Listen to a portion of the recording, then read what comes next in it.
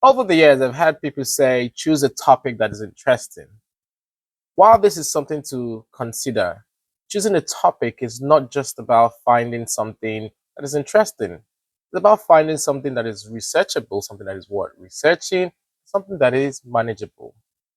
Welcome back to Atlas Crossings. And in this video, we will be talking about 5 key steps that can help you find the next good research topic. The first step is identifying your research interest and thinking about the research requirements.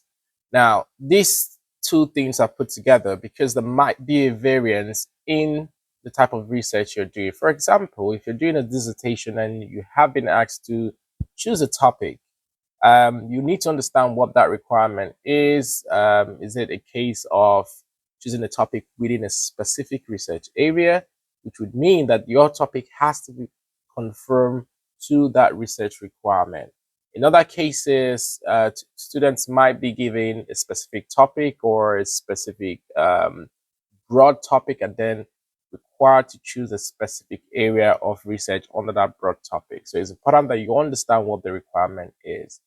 But if it's a case where you have your own sort of freedom to decide on the topic and the topic area, then you have to think about the things that are interesting to you. So take notes of all of that, all of the courses you've done, the modules you've done, things that were of interest to you or things that you found, well, that's something I'm interested in or I'm passionate about.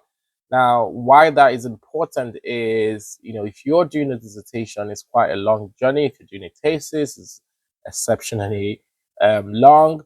So you have to stay within the bounds of things that are interesting to you. And that's what will keep you motivated while you get on with that research. It can get boring when you do research.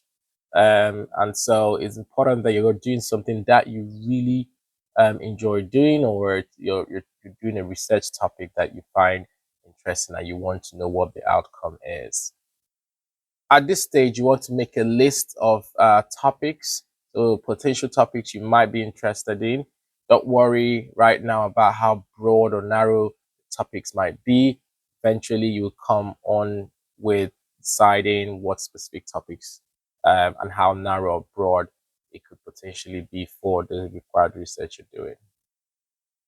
Now, step 2 is to conduct a preliminary research. Now, at this point, what we're trying to do is to understand the research that have been done within the subject areas already. So we would be accessing recent journal papers, recent articles, background and research works that have been done within the subject areas. You're asking yourself at this point, what research questions have been unanswered within the subject area? What sort of methodologies have been used within the subject areas that can possibly help me? What theories, what are the controversies, what are the debates within the subject area? And it can also help me to understand how broad or narrow my research topic is.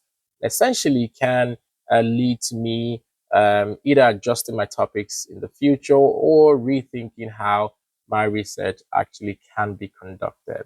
So it's important that we conduct a preliminary research at this point to understand how we can move forward with the research. Step 3 is for us to consider the scope and feasibility of the research.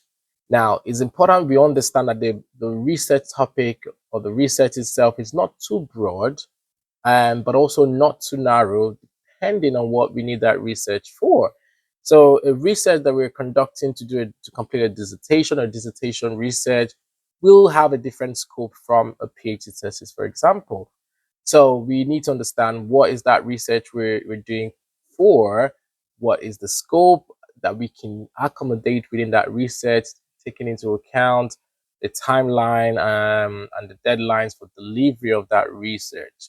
Now, during step 2, we have done the preliminary research. We understand different areas that can be covered, but we also at this point need to consider that we cannot possibly cover everything, considering the scope or the time limit that we have, and it would not be feasible to do a very broad research for a dissertation that has a more limited time than doing a PhD thesis. It's important that we take this into consideration. If not, the researcher possibly struggle when they do a very broad research within a very limited time. For me, what I try to do with research topics and thinking about whether they're too broad or too narrow is to convert it to a research question. I still have my topic, but I then convert it to a research question to allow me to see how much or what the scope of the work looks like and to decide my research aim and research goals.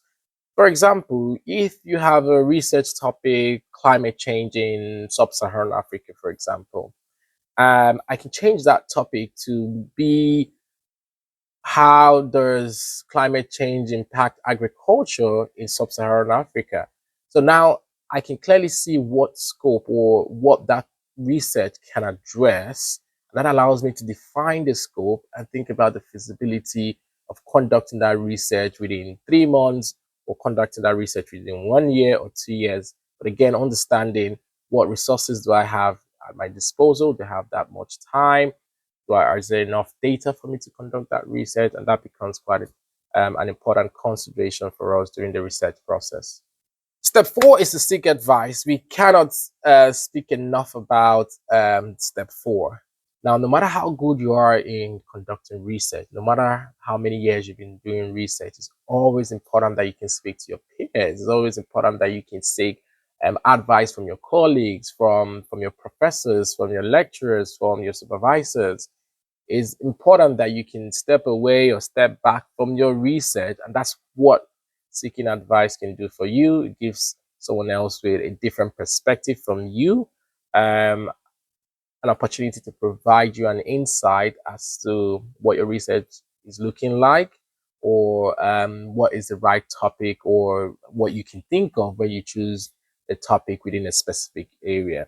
And again, when actually read the literature, you let the literature speak to you, or you speak to the literature, and that sort of connects you to another aspect of seeking perspectives, or what people have done in that research area already.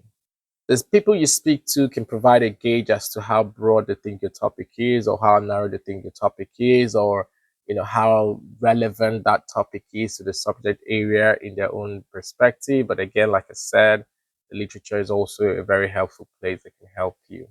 Finally, step 5, reflect and decide.